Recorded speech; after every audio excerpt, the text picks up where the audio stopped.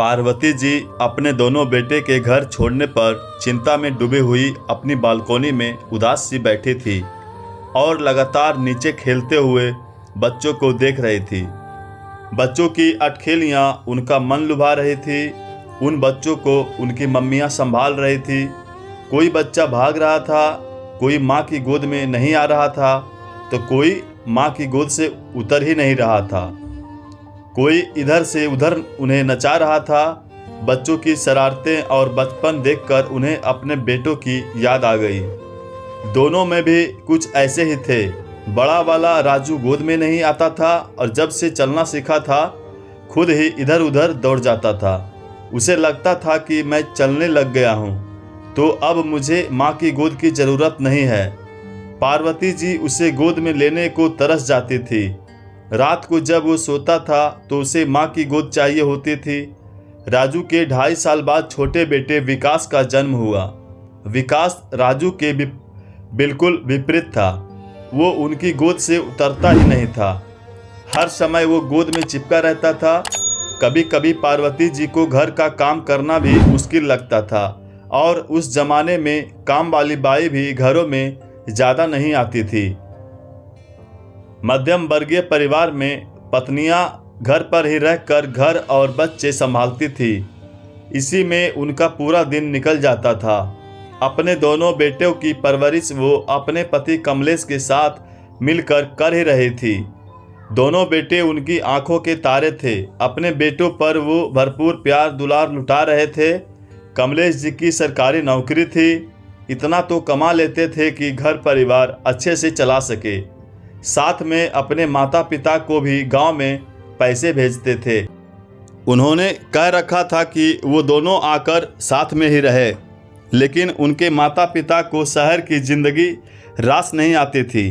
वो बीमार भी रहते थे तो कमलेश जी को बार बार उन्हें संभालने गांव भी जाना होता था। जब वो गांव जाते थे तो पीछे से कोई ना कोई बेटा बीमार जरूर होता था। पार्वती जी अकेले ही बेटे को लेकर अस्पताल जाती और उसका इलाज करवाती थी। कई बार तो वो खाना भी नहीं बना पाती थी, ब्रेड से ही काम चलाना होता था। कमलेश जी हर शनिवार और रविवार अधिकतर गांव अपने माता पिता के पास चले जाते थे। पार्वती जी भी समझती थी कि उनके सास ससुर को अपने बेटे की ज़रूरत है तो वो कभी टोकती नहीं थी।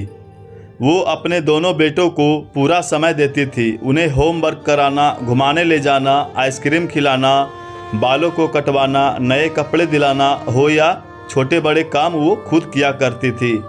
उनकी ज़िंदगी आराम से चल रही थी। कमलेश जी अपनी पत्नी को बहुत धन्यवाद देते थे कि वो उनकी तकलीफ़ समझती है और कभी उलाहना नहीं देती थी। पार्वती जी एक अच्छी बहू, एक अच्छी पत्नी होने के साथ ही समझदार माँ भी थी। दोनों बेटों को खुद ही पढ़ाती थी और होमवर्क भी करवाती थी।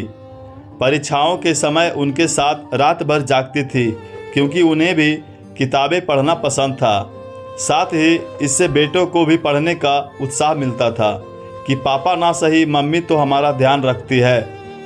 अपनी माँ से प्रेरित होकर दोनों अच्छे से पढ़ाई करते थे और हर साल अच्छे अंकों से पास होते थे। अब बड़ा बेटा राजू 10वीं की परीक्षाएं दे चुका था और IIT की तैयारी में जुड़ गया था।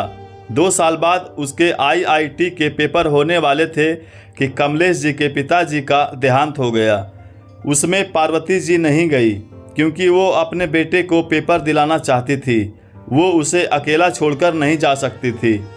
सभी रिश्तेदारों ने बातें बनाई पर उन्हें लगा कि अगर वो परीक्षाएं नहीं दिलाएंगी तो राजू की 2 साल की मेहनत बर्बाद हो जाएगी। परीक्षाओं के बाद वो दोनों बेटों को लेकर गांव चली गई। सभी रिश्तेदारों ने बातें बनाई पर कमलेश जी और उसकी सास को हालात पता थे तो उन्होंने समझाया कि रिश्तेदारों की बातों को मन से ना लगाए। गांव में अब उनकी सास अकेले रह गई थी तो वो सब उन्हें मनाकर अपने साथ शहर में लेकर आ गए। शहर में उनका मन नहीं लगता था पर धीरे धीरे वो शहर में रहने की आदी हो गई थी। राजू का परीक्षा परिणाम आया और उसका चयन हो गया। अब उसे पढ़ने के लिए बाहर भेजना था। राजू को उसके कॉलेज में एडमिशन करवा के कमलेश जी वापस आ गए। अब बेटा महंगे कॉलेज में पढ़ रहा था तो उसको हर महीने खर्चा भी भेजना होता था और छोटे वाले को तो आगे पढ़ाना था, तो पार्वती जी ने घर में ही ट्यूशन क्लासेस खोल दी थी ताकि वो परिवार में आर्थिक सहयोग कर सके। अब दोनों पति पत्नी ने दिन रात एक कर दिए। 2 साल बाद विकास भी इंजीनियरिंग की पढ़ाई के लिए दूसरे शहर चला गया। अब दोनों का खर्चा उठाना भारी पड़ रहा था, तो उन्होंने बच्चों के कमरों को पीजी में बदल दिया। इससे आमदनी होने लगी। दोनों बेटे पढ़ लिख कर अपने पैरों पर खड़े हो गए, लेकिन उसके लिए कमलेश जी और पार्वती जी ने बहुत तपस्या की थी। ट्यूशन और पीजी के साथ पार्वती जी को अपने गहने भी बेचने पड़े थे। उन्होंने वो भी बेच दिए। सब उनकी किस्मत की सराहना करते थे कि 2 बेटे हैं, बेटी नहीं है। पार्वती जी तो बुढ़ापे में बहुओं और पोते पोतियों से घिरी हुई रहेगी। इनका जीवन तो बहुत ही अच्छा होगा। 2 काबिल बेटे कमलेश जी और पार्वती जी का बुढ़ापा सुधार देंगे। राजू की नौकरी लग चुकी थी और रिश्ते आने लगे थे। अच्छी नौकरी थी तो अमीर घराने से बहुत रिश्ते आ रहे थे। पार्वती जी और कमलेश जी को राजू के लिए शिमिका बहुत पसंद आई थी। दोनों की सगाई हो गई थी। राजू और शिमिका में जब भी बातचीत होती थी तो शिमिका यही कहती थी, आपने विदेश में नौकरी करने की कोशिश क्यों नहीं की? वहाँ तो आपको बहुत अच्छे पैकेज पर नौकरी मिल जाएगी। वहाँ आज़ादी भी है और बहुत सारा पैसा भी। शिमिका, मेरे मम्मी पापा ने मेरी पढ़ाई और करियर के लिए बहुत कष्ट झेले हैं, तो मैं यहीं पर उनके साथ में रहना चाहता हूँ। मैं विदेश नहीं जाना चाहता। पर शिमिका का सपना था कि वो इतने अच्छे पढ़े लिखे पति को विदेश ले जाकर ही मानेगी। शिमिका और राजू की शादी हो जाती है। दोनों एक दूसरे से बहुत प्यार करते हैं, पर शिमिका रोज राजू को किसी ना किसी बहाने विदेश के सपने दिखाती थी। एक बार कोशिश तो करो। राजू ने आवेदन कर दिया और उसे बहुत अच्छे पैकेज पर नौकरी भी मिल गई। 1-2 साल चलकर देखते हैं, जल्द ही हम वापस आ जाएंगे। शिमिका ने जोर डाला तो राजू ने कहा कि फिर मम्मी पापा के पास में कौन रहेगा?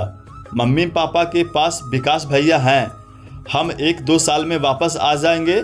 राजू विदेश जाने को तैयार हो जाता है और अब छोटे भाई विकास की भी नौकरी लग जाती है। उसकी शादी भी हो जाती है। विकास और आरती की सोच भी बहुत मिलती थी। दोनों की शादी में विदेश से राजू और शिमिका आए थे। शिमिका बार बार विदेशी जीवन का इतना अच्छा बखान करती थी कि आरती भी अब विकास पर जोर डालने लगी थी कि आप भी विदेश में नौकरी के लिए आवेदन क्यों नहीं करते हो? आरती, भैया भाभी पहले ही मम्मी पापा दादी को छोड़कर चले गए हैं, फिर मैं भी चला जाऊंगा तो ये लोग भी तो अकेले किसके सहारे रहेंगे? विकास, तुम्हारे मम्मी पापा अभी स्वस्थ हैं, अपना काम खुद करते हैं। हम भी 2-4 साल अपनी ज़िंदगी जीकर आ जाएंगे। जब भैया भाभी जी सकते हैं तो हम क्यों नहीं वहाँ का जीवन जिए? आरती के दबाव में आकर विकास भी बाहर चला जाता है। वो लोग दुखी मन से छोटे बेटे बहू को विदा करते हैं। अब घर में कमलेश जी, उनकी मम्मी और पार्वती जी ही रह जाते हैं। पार्वती जी अपनी सास की बड़ी सेवा करती थी और उनके आराम और खान पान का पूरा ख्याल रखती थी। कमलेश जी भी अपनी माँ के लिए बहुत करते थे। उनके पैरों की रोज़ मालिश करते थे, उन्हें खुद दवाई देते थे, अपने हाथों से खाना खिलाते थे। एक रात उनकी माँ सोई तो सुबह उठी ही नहीं। भारी मन से उन्होंने माँ को विदाई दी। दोनों बेटों को फ़ोन किया पर दोनों ही नहीं आए। पापा, विदेश से आना इतना आसान नहीं है और साथ में आने जाने का भी किराया लगता है। राजू ने कहकर फ़ोन रख दिया। पापा, मैं आ जाता पर आकर क्या करूँगा? अब तो दादी रही नहीं। जो क्रियाक्रम करना था वो आपने कर ही दिए हैं। मैं दादी को यहीं से श्रद्धांजलि दे दूँगा, विकास ने भी कह दिया। अब पार्वती जी और कमलेश जी को महसूस होने लगा था कि उनके बेटे उनसे दूर चले गए हैं। उनके विदेश से वापस आने की कोई उम्मीद नहीं थी। बड़े बेटे राजू ने वहीं घर ले लिया तो छोटा बेटा विकास भी वहीं का हो गया था। हफ्ते 10 दिन बाद में वो फ़ोन पर बात कर लिया करते थे। कभी आने को नहीं कहते थे और ना ही 2 पैसे भेजते थे। अब तो दोनों बेटे विदेशी धरती पर रच बस गए थे। जब सिमिका गर्भवती हुई तो पार्वती जी ने राजू को इतना बोला कि वो बहू को डिलीवरी के लिए यहाँ पर ले आए, पर राजू ने कहा, मम्मी हमें अब यहीं रहना है, डिलीवरी यहीं पर होगी तो इस देश में नागरिकता आसानी से मिल जाएगी, वरना बाद में बच्चों को परेशानी होगी। बेटा तू तो कुछ साल के लिए गया था पर अब वहीं का होकर रह गया है। ठीक है, जैसे भी रहे, जहाँ भी रहे, बस खुश रहे। हमें और क्या चाहिए? राजू ने पलटकर कुछ नहीं कहा। फोन रखने के बाद पार्वती जी फूट फूट कर रोने लगी। कमलेश जी ने समझाया, बच्चों की अपनी ज़िंदगी है, हम दखल देने वाले कौन होते हैं। कमलेश जी समझा देते थे पर मन में उन्हें भी चोट तो लगी ही थी। वो भी बच्चों के साथ रहना चाहते थे। उनके दिल की पीड़ा उन्हें ही दर्द देने लगी और अचानक हार्ट अटैक से उनकी मौत हो गई। दोनों बेटे दौड़े चले आए। पार्वती जी उनसे लिपट कर रोने लगी। उन्हें बहुत बड़ा सदमा लगा था। 15 दिनों तक सब काम हो गया। दोनों बेटों ने कहा कि वो अब उन दोनों के साथ विदेश चले। अब यहाँ अकेले कैसे रहेंगी? तुम दोनों विदेश छोड़कर यहाँ क्यों नहीं आ जाते? अब तो बहुत पैसा कमा लिया है, नौकरी तो तुम्हें भारत में भी मिल ही जाएगी। यहाँ भी सुविधाओं की कोई कमी नहीं है, ज़िंदगी यहाँ भी जी जा सकती है। मेरा तो यही कहना है, तुम दोनों यहाँ आ जाओ, हम सब साथ में मिलकर रहेंगे। मैं भी अपनी बहुओं और पोते पोतियों का सुख उठा लूँगी। अपना बुढ़ापा तुम सबके साथ में बिता लूँगी।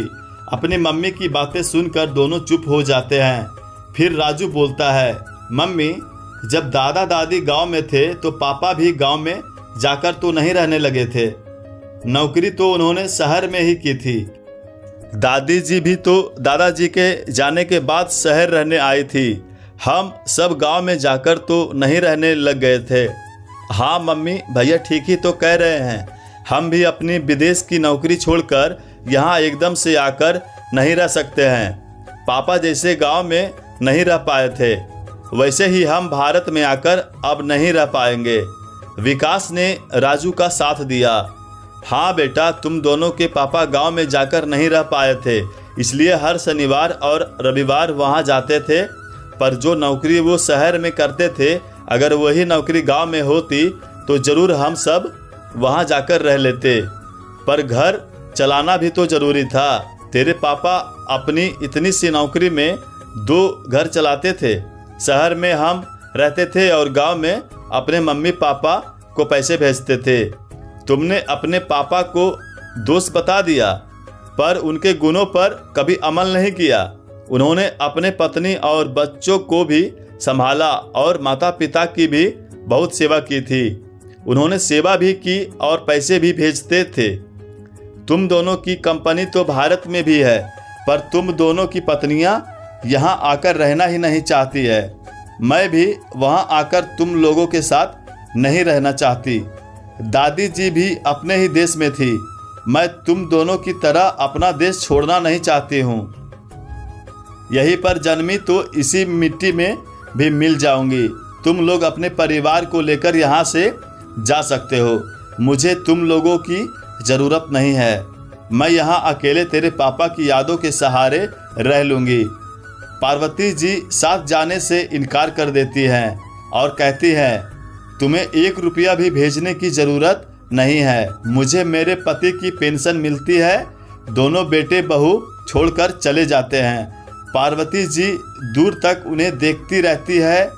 उन्हें ये बात याद आती है कि लोग कहते थे, तुम तो किस्मत वाली हो, 2 बेटे हैं, बहुओं और पोतियों के साथ सुख से रहोगी। और आज वो इतने बड़े घर में अकेली रहती हैं।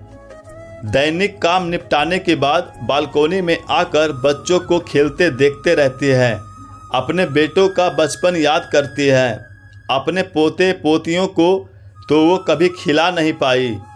अतीत से बाहर वो वर्तमान में आ जाती हैं और बच्चों को देखकर उनके उदास चेहरे पर मुस्कुराहट छा जाती है। पाठकों, जीवन का कुछ पता नहीं है। ये हमारी सोच के विपरीत ही होता है। लोग बच्चों को पालते हैं, पढ़ाते हैं कि वो हमारे साथ बुढ़ापे में रहेंगे, पर बच्चे विदेश चले जाते हैं। माता पिता विदेश नहीं जाना चाहते, बच्चे विदेश से आना नहीं चाहते, इसलिए सबको अकेले ही परिवार से दूर रहना होता है। दोस्तों, इसी तरह की पारिवारिक कहानी और भी सुनने के लिए हमारे चैनल को सब्सक्राइब जरूर करें। धन्यवाद।